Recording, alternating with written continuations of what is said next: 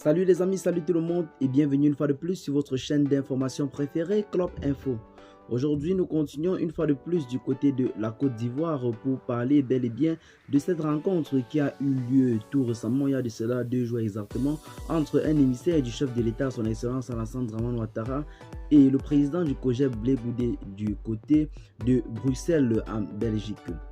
Avant de commencer cette partie d'information délicate, je tiens à vous rappeler que nos vidéos ne sont pas faites pour inciter à la haine ou alors l'acharnement. C'est donc la raison pour laquelle nous vous prions de rester poli et écoutant dans les commentaires. L'information que nous allons vous présenter aujourd'hui n'est pas une information en tant que telle. C'est juste une analyse de notre part qui certainement finira par se concrétiser vu les tractations des choses en ce moment. Charles Blé Goudé trahit Laurent Gbagbo et s'allie avec le président de la République Alassane Dramane Ouattara. C'est pas quelque chose de nouveau et c'est pas aujourd'hui que vous comprenez ou alors que vous entendez parler de cela. L'investigateur en ligne Chris Yapi nous avait déjà fait savoir cela dans une de ses enquêtes. Il nous avait fait savoir que Charles Blé Goudé sera un ministre dans le gouvernement du président de la République Alassane Dramane Ouattara au détriment de son ancien mentor Laurent Gbagbo. Avant de quitter de Bruxelles, il est d'abord fort à noter que Charles Blé Goudé n'était plus de bon cran avec l'ancien président ivoirien Laurent Gbagbo. C'est donc la raison pour laquelle, lors de la démarche d'acquisition de passeport, Laurent Gbagbo menait sa part de combat de son côté seul. C'est donc la raison pour laquelle il a obtenu son passeport de manière... de manière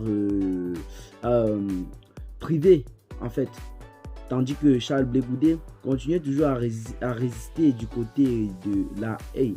Mais le chef de l'État Alassane Dramane Ouattara a tout récemment dépêché son émissaire du côté de Bruxelles en Belgique où selon des sources de révélation, un accord ou alors une alliance aurait été scellée entre le RHDP et le COJEP. Telle est là une trahison venant de la part de l'ancien ministre de la Jeunesse de Laurent Gbagbo à son mentor Laurent Gbagbo, qui abandonne une fois de plus celui-ci là pour se jeter entre les mains de l'équipe gagnante en ce moment du côté de la Côte d'Ivoire. Eh bien les amis, qu'est-ce que vous en pensez? Charles Blé Goudé serait-il véritablement en train de trahir Laurent Gbagbo comme moi je le pense?